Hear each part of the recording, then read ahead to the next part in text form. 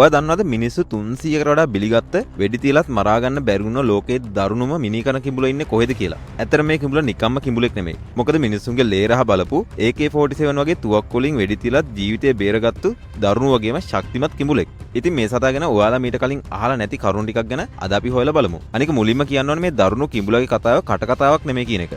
ඔව්. මේ තමයි අප්‍රිකාවේ බෘන්ඩි කියන රටේ රොසිසි ගඟ සහ ටැන්ගානිකා විලාවට ජීවත් වෙන ගුස්ටාව් කියන දරුණු කිඹුලගේ කතාව.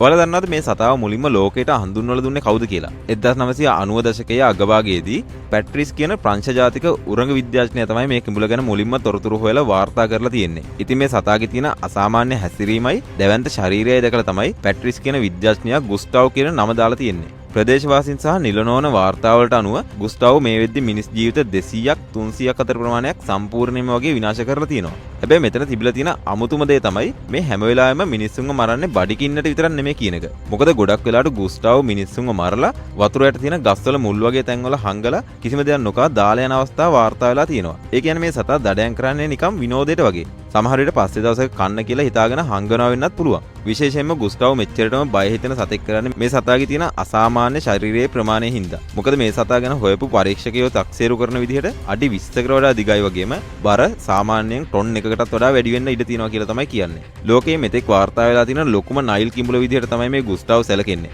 ඒ වගේම ගුස්ටාව්ගේ ඇඟ පුරාම AK47 තුවක්කු වලින් වෙඩි වැදුණු පාරවල් වල කැලල් පවා තාමත් තියෙනවා කියලා තමයි වාර්තා වෙලා තියෙන්නේ. ප්‍රදේශවාසීන් කියන විදිහට නම් මේ සතා වෙඩි නොවදින හමක් තියෙන දරුණු කිඹුලෙක් කියලා තමයි කියන්නේ. 2004 අවුරුද්දේදී විද්‍යාඥයින් සහ දඩයම්කරුවෝ එකතු වෙලා මේ දරුණු කිඹුලා අල්ලන්න ලොකු ප්ලෑන් එකක් ගැහුවා. ඒ තමයි අඩි 30ක් විතර දිග ටොන් 1ක් විතර බර දැවැන්ත කූඩුවක් හදලා ඒක ඇතුළට එළුවෙක්ව දාලා ගඟ මැදින් තියෙන එක. හැබැයි අන්තිමට සිද්ධ වුණේ හිතා ගන්නවත් බැරි වැඩක්. එක දවසක් වහින වෙලාවක මේ කූඩුව සම්පූර්ණයෙන්ම වගේ වතුරෙන් යට වෙලා තියෙනවා. පහුවදා මේ කූඩුව බලන්න එද්දි මෙතන කූඩුව නැති හින්දා ලණු වගේ දේවල් පාවිච්චි කරලා උඩට අරගෙන බලද්දි කූඩුවේ යකඩ කූරු ඇද වෙලා තිබිලා තියෙනවා. ඒ වගේම ඇතුළේ හිටපු එළුවත් අතුරුදහන් වෙලා තියෙනවා. ඉතින් ගුස්ටාව් කියලා කියන්නේ මිනිස්සුන්ගේ මෙන්න මේ වගේ උගුල් වලටත් අහුවෙන්නේ නැති මොලකාරයෙක් කියලා එදා තමයි මුළු ලෝකෙම දැනගත්තේ. හැබැයි දැන් මේ වෙද්දි වෙලා තියෙන භයානකම දේ තමයි 2015 පස්සේ මේ සතාව නිල වශයෙන් දැකපු කෙනෙක් නැති එක. ඒ ප්‍රදේශයේ ආවට ඉන්න මිනිස්සු නම් විශ්වාස කරන්නේ අදටත් ඒ ආවට තියෙන ගඟවල් අයිනේ හැංගිලා තමන්ගේ ඊළඟ ගොදුර එනකම් බලාගෙන ඉන්නවා ඇති කියලා.